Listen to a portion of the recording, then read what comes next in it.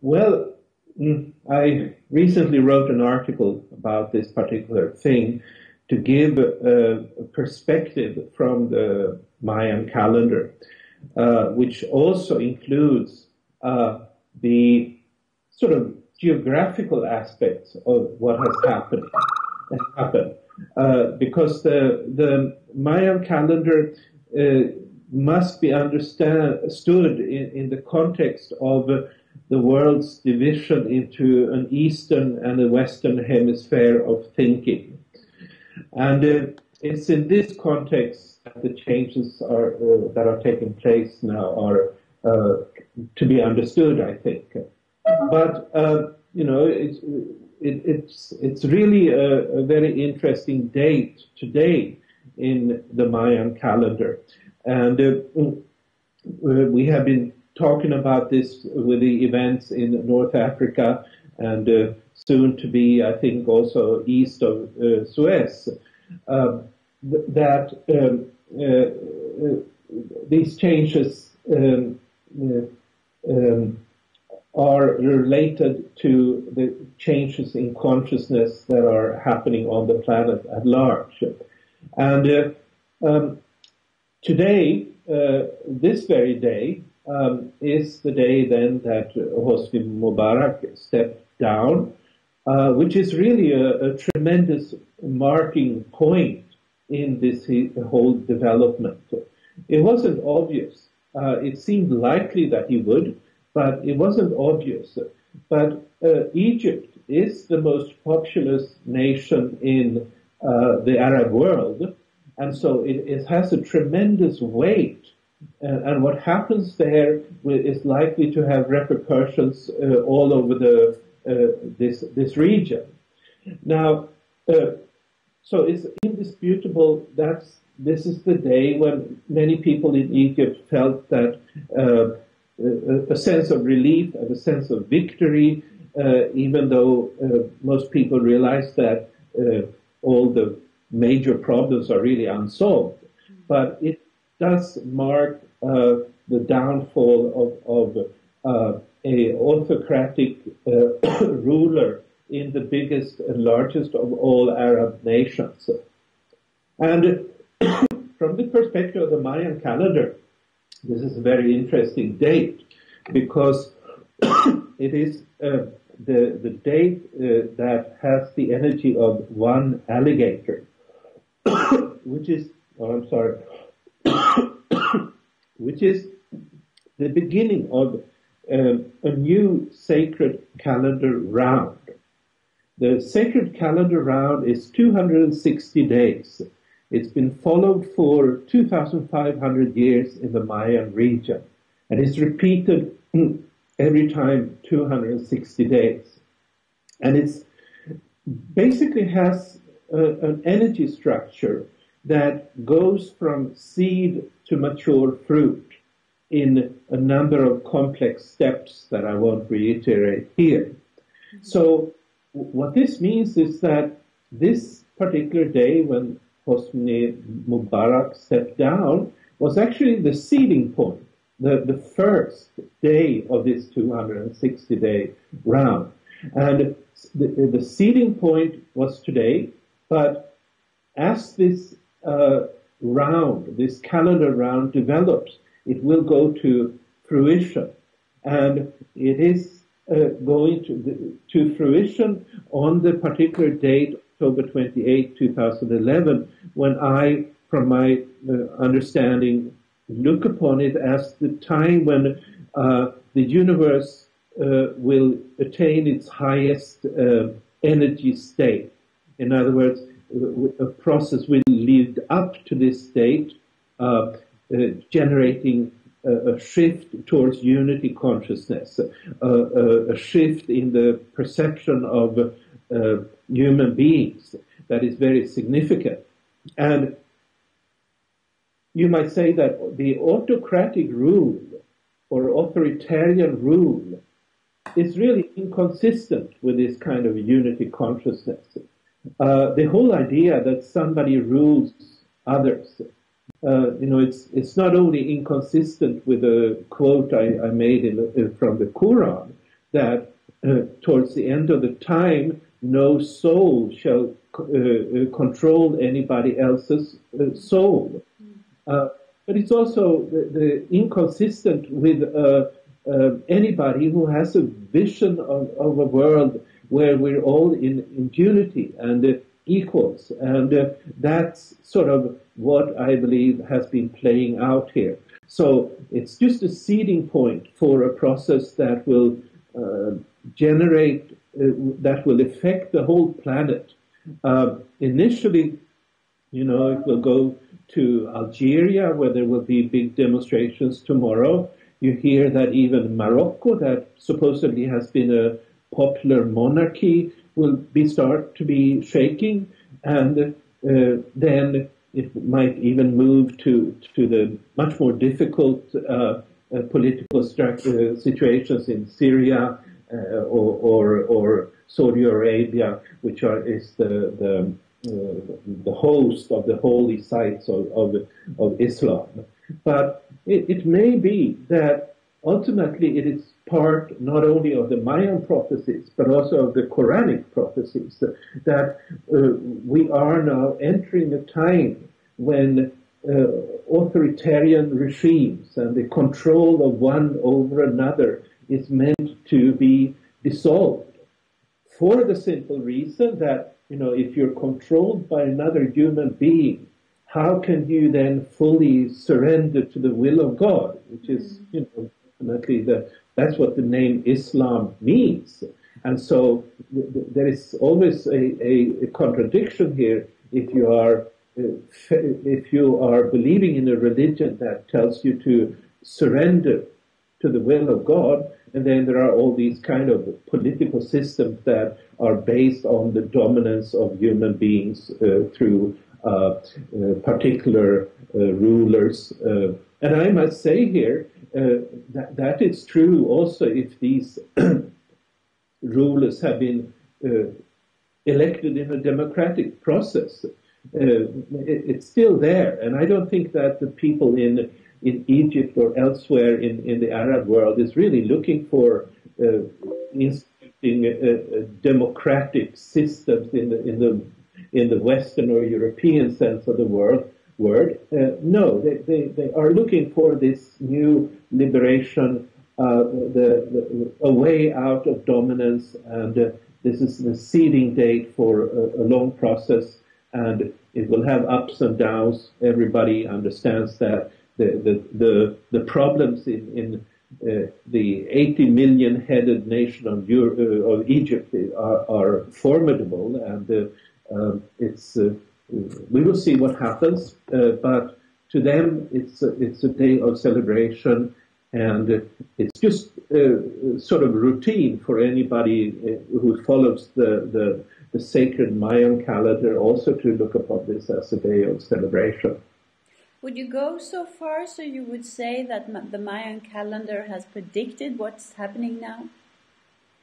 Well, only in a very general sense.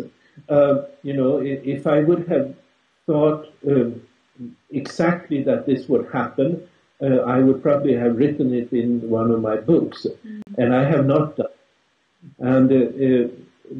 And some of what I've been writing, some of the predictions that I've made have turned out to be very, very precise and very accurate. But in this case, I cannot claim it.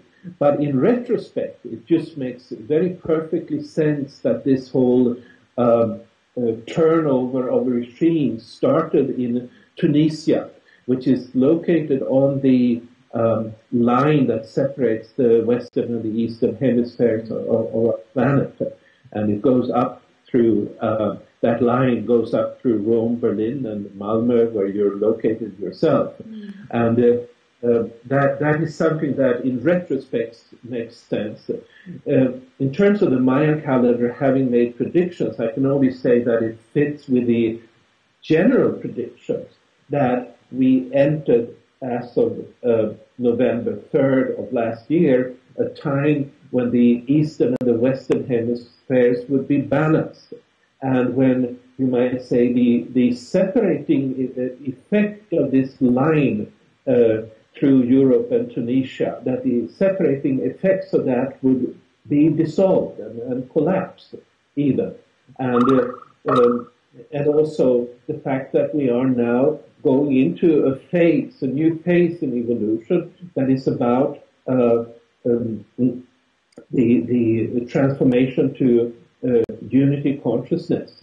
And as I said, well, then you can, in a general sense, make the prediction that that will make it very hard for any regime that is based on dominance or any regime that is, in any sense, autocratic and not representative of the will of the all. I have heard interviews among the people in Egypt demonstrating or protesting, and they are telling us about that the different kind of religions are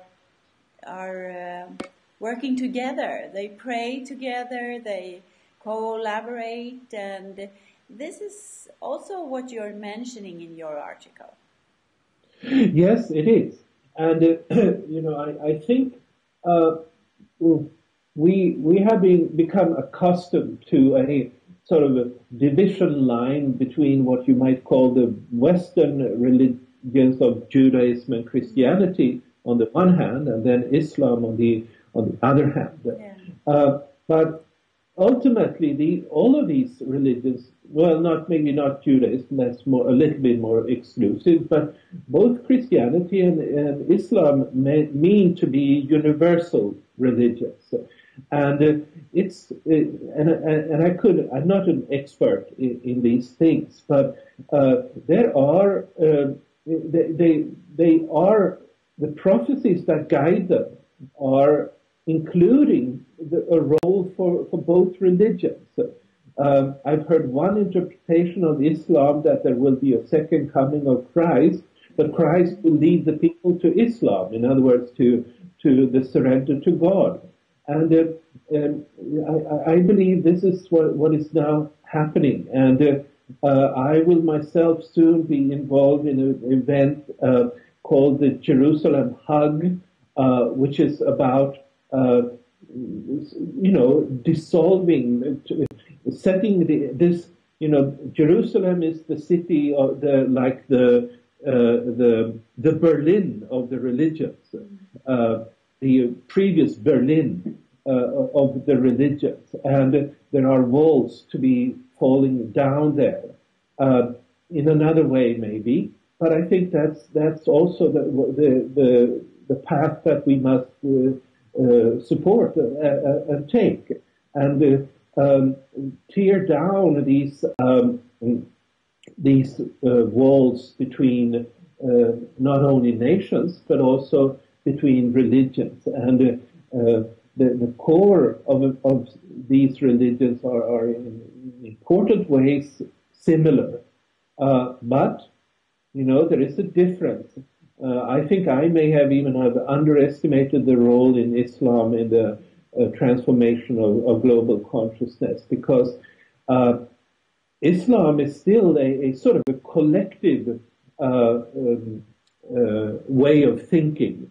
So it's in that sense it plays a significant role in the collective consciousness of humanity, and wherever it goes there essentially as a collective. Of course, there are different Sunnis, Shia, and stuff like that, but still, the overall idea in Islam is that this is a collective religion, and that is by itself a power that's quite different from, for instance, the Christian churches that are very much operating in isolation from each other, and where people are sort of mostly going home doing their own thing anyway after service. So there is, I think, it is pointing to in a direction where the different religions will no longer be as strictly separate as they used to be. You also talk about the surrender to the all, or to the Allah, but what is similar with Christianity and Islam is just that. Is that going to be the result of everything? That's, I believe, what is it's going. If this planet is to survive, we will need to not kill our egos or let our egos die, but we will need to subordinate our egos to the whole system, to the planet, to God, and the larger systems that we are part of. If we don't surrender to this higher intelligence that has created us and the world, we can only expect some kind of catastrophe in the end. That's not, it's not fear-mongering on my part. It's just simple logic. If everyone continues to only have as their life goals whatever their ego sets for them to be, it will not. That's not something this planet will survive. But I also think that it's for this reason that we're now entering a new wave that will bring a unity consciousness, that will allow and support our egos to surrender to the larger whole. And that's the way forward. And of course, that should never mean surrendering to or subordinating ourselves to some other person's interpretations, or because that's just another coming in with the dominance the back way, so to speak. And it's true for Islam in many cases that they have all these kind of things, as well as the other religions, all kinds of inherent hierarchical dominance and so forth. So the real challenge is to find the kind of inspiration that comes directly from the all, from unity consciousness, in such a way that we're guided by that in our individual lives, and not from what anybody else says or our own ego says, but from the surrendering to God, if we use that word. In your article, you're talking about the end of October this year.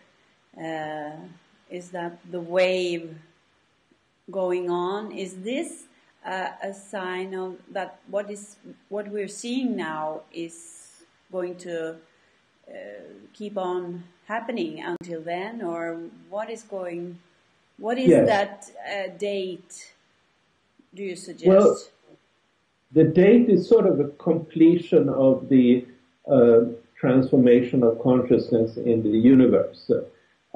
It is, if you look at the Mayan pyramid in 9 stages, it is the time when you reach the top of the pyramid, which represents the highest frame of consciousness that is possible in the universe. So it may sound very fantastic, but things will move very, very quickly, I think. Especially when the 9th wave starts in March 9th, which is still a month ahead from here. Things will move quickly, and we don't know what the limits are for this, but that's how I understand, that's how I come to interpret the Mayan calendar, that October 28, 2011, the universe, the climb is completed, and a field will come to dominance the planet that supports unity consciousness and the highest consciousness that is meant for this particular planet. So this is our chance now, right? That's how I see it. This is it. Yeah. So it's going to be very exciting. Yeah. To follow it. And you were talking about the celebration that you would participate in. When is that and where? Which one? The one with the hugs. Oh, the hugs. Well, it will be a global thing, but it will be in Jerusalem. the final date is not quite set yet. I'll keep it a little bit like that. And there will be a sort of a celebration, you might say, at the beginning of March 9th. And we will, I think, simply recommend people to plant trees, because it's all about that. It's all about plants, evolutionary processes, and trees are needed, and that's another, it's a starting point that I think will be more high frequency, more intense than previously. So we can say to be continued. Yes. Thank you very much, Calleman.